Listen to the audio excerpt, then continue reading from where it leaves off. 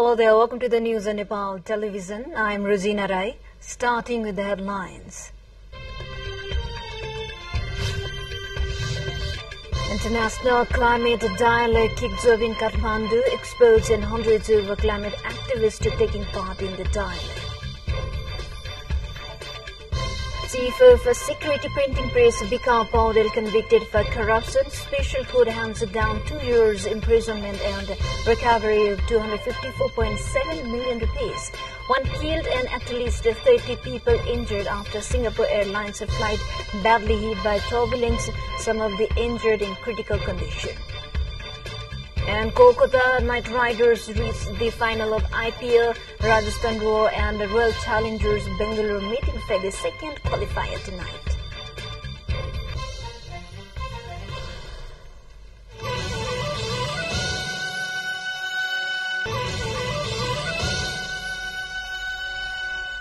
Welcome back. Now we have news in detail. The two-day international dialogue kicked off in Kathmandu this morning to draw the attention of the international community to the negative effects of climate change in mountains. Experts from 25 countries are participating in the international dialogue Mountain, Human and Climate Change to be concluded tomorrow. According to the Ministry of Forest and Environment, more than 200 people, including representatives from mountainous and small island countries, international community development partners, international NGOs, private sector, and civil society will participate in the dialogue. The objective of this expert dialogue on climate change is to strengthening action based on mountain ecosystems. Prime Minister Pushpa Kamal Dahal inaugurated dialogue of experts by pouring water to a plant. The objective of the event is to chart out a concrete roadmap and strategy to solve the mountain problem. And the dialogue of experts on mountain and climate change to be held at the 60th session of the United Nations subsidiary Agency for Scientific and Technical Advice on Climate Change. Nepal plans to link its findings to the 60th session of SABTA to be held in Bern, Germany in June, and then institutionalize the agenda by entering the upcoming COP29 agenda. Now, to other update, the special court has convicted Bika Paudel for corruption in procurement of equipment for security printing press. Paudel, then executive director of the Security Printing Center, along with 4 others, have been convicted by the special court bench of Chairman Tek Narayan Kaur and member Murari Babu Shrestha. 5 others accused in the case have acquitted. The special court handed down a sentence of 2 years imprisonment and a fine of 254.7 million. Another convicted, the chief divisional engineer Navin Kumar Pokhrel, has been handed down a 6-month jail and a fine of rupees 58.45 million rupees.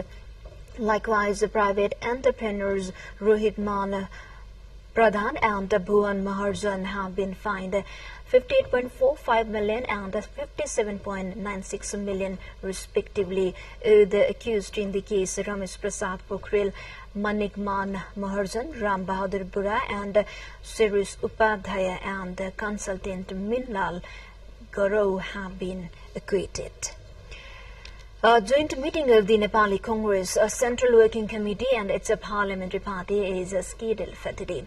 In the meeting to be held at the Nepali Congress Central Office, Sanepa, contemporary political affairs will be discussed.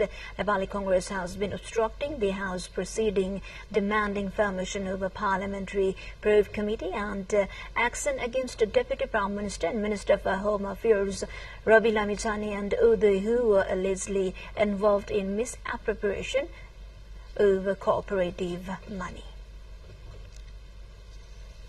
This update, we take a short break here. Stay with us.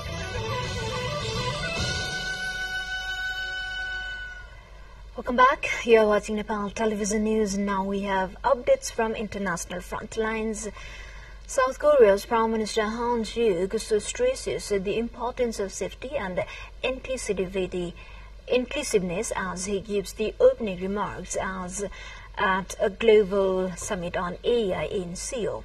South Korea's presidential office said the nations had agreed to prioritize AI safety, innovation, and inclusive. A global summit hosted by South Korea and Britain adopted a declaration Tuesday on promoting safe, innovating, and inclusive artificial intelligence to address challenges and opportunities associated with the fast-evolving technology. The two-day event follows the inaugural Global AI Safety Summit held in Britain last November, where 28 countries and the European Union adopted the Blaise Declaration, the first global guidelines on artificial intelligence safety. To other update, a total of 131 passengers and 12 crew members who were aboard Singapore Airlines SIA flight badly hit by turbulence arrived at Changi Airport in the early hours of Wednesday. The scheduled London to Singapore flight diverted to Bangkok after the plane was buffeted by turbulence that flung passengers and crew around the cabin, slamming some into the ceiling. Photographs from the interior of the plane showed large gases in the overhead cabin panels, gas masks and panels hanging from the ceiling, and items of hand logos strewn around. A 73-year-old British man died of a suspected heart attack, and at least 30 people were injured. Some critically, the British passenger has been named as Geoff Kitchen from Thornbury near Bristol in southwest England. It is believed he was on board the flight with his wife and headed for a 6-week holiday. SIA said in an update on Facebook on Wednesday morning that the passengers and crew of SQ321 arrived at 5 a.m. via a relief flight. Hundreds of Iranians in the Grand Masala Mosque in Tehran, the main prayer hall in the capital, bid farewell to the coffin of President Raisi. Foreign Affairs Minister Hussein Amir Abdullahian and 7 others killed in a helicopter crash in northern Iran on Sunday. Thousands of Iranians gathered on the streets of Tabriz to mourn President Ibrahim Raisi after he was killed in a helicopter crash. Mourners followed funeral processions through the city in northwest Iran while waving Iranian flags and portraits of the late President Raisi. Raisi and 7 others were killed when a helicopter they were traveling in crashed in a mountainous area of Iran on Sunday. To the more updates, before that, let's have a quick look into the highlights of the site.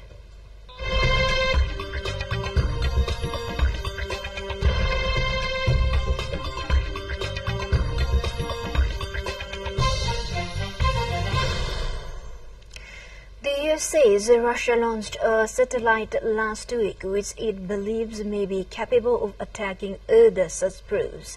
Russia launched a satellite into low Earth orbit that we assess is likely a counter-space weapon, said Pentagon spokesman Brig Jane Pat Ryder on Tuesday evening.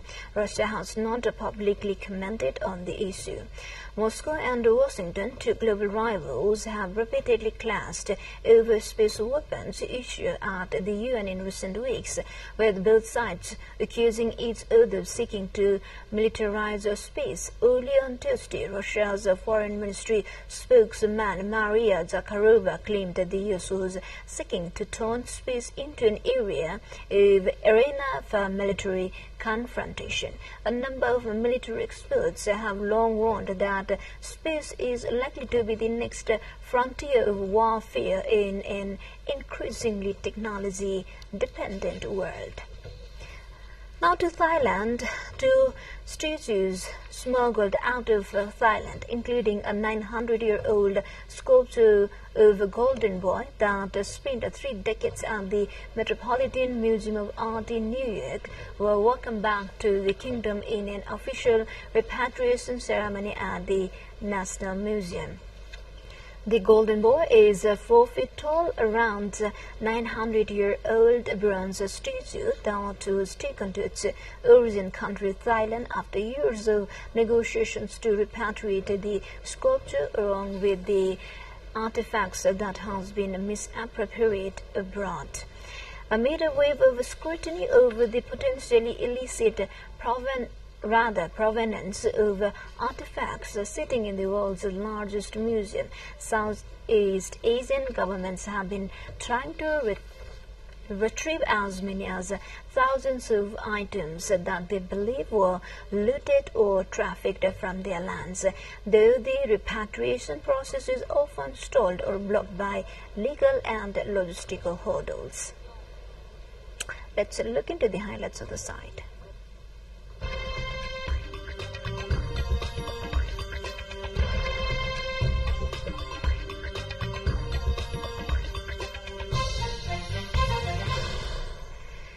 A newly opened chocolate museum in Xi'an City in northwest China's Shanxi province exhibits models of city landmarks and the city's fabled terracotta warriors made entirely from chocolate, offering visitors a sweet blend of gastronomy, art, and history. Among the exhibits are hundreds of chocolate models of artifacts and buildings dating back to the Zhou 1046 to 256 BC, Xin 221 to 207 BC, Han 200 to 220 BC, and Tang 618 to 907 dynasties. These creations meticulously sculpted from hundreds of tons of chocolate show visitors the history of influential dynasties in China. One highlight is the chocolate model of Xi'an's bell tower, while the 108 Fang as blocks model uses spray painting techniques to capture the texture of sand, recreating the splendor of Chang'an City, or the city of everlasting peace, as Xi'an was formerly known. The museum ensures strict control of temperatures and humidity to keep the exhibits from melting. The exhibits not only embody Xi'an heritages but also integrate local cultural elements. Now to sports.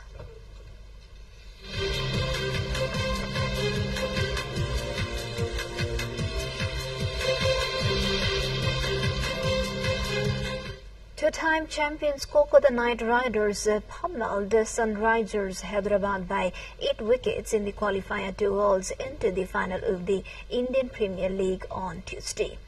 Michael Stark produced a 3-wicket burst to rattle Hyderabad, who managed a below par 159 before they were all out with 3 balls left in their innings.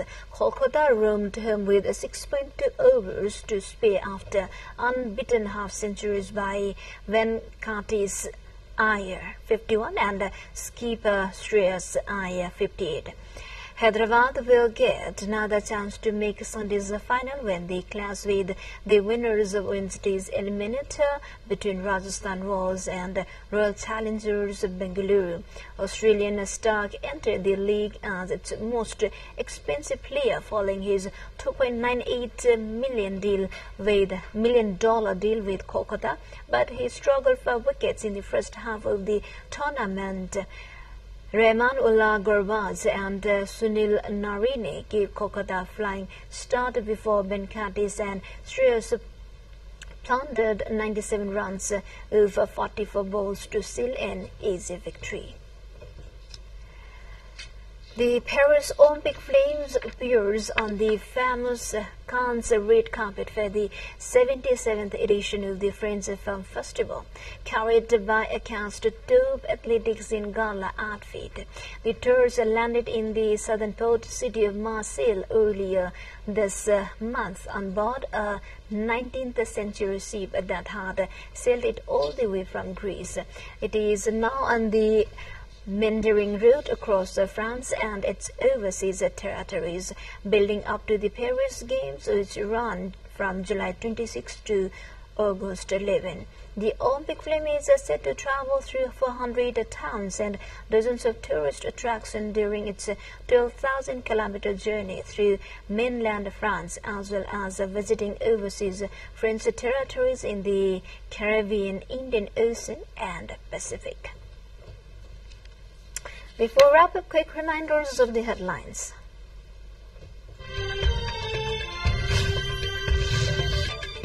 International climate dialogue kicks off in Kathmandu, experts and hundreds of climate activists taking part in the dialogue.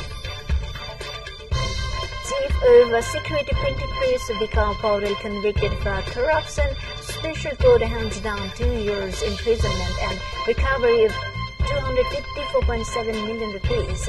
One killed and at least 30 people injured after Singapore Airlines flight badly hit by turbulence. Some of the injured in critical condition. And Kolkata Knight Riders reached the final of IPL. Rajasthan Royals and World Challengers Bengaluru meeting for the second qualifier tonight.